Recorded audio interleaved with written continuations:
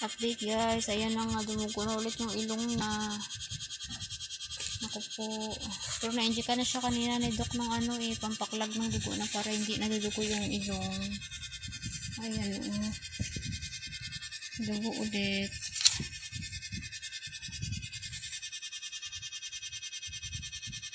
O di ne tingnan ko nga.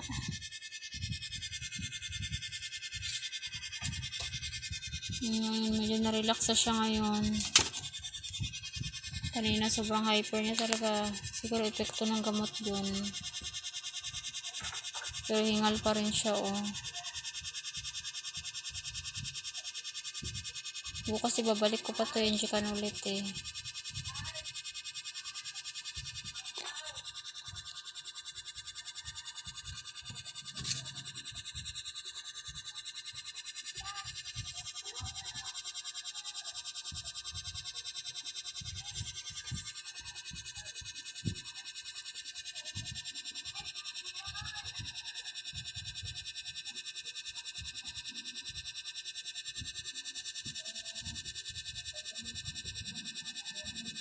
Ay, kawawa naman.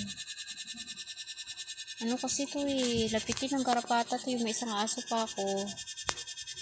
Hindi naman yun hindi garapatayin. Ito parang paborito ng garapata to Parang kahit araw-araw mo kapain, araw-araw mo check, mayroon talaga didikit kasi nga siguro na nahiga doon sa labas.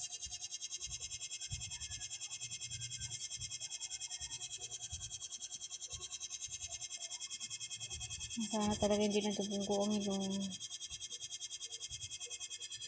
Ang daming dugo Sana nga last na dugo na yun. Kawawa talaga siya.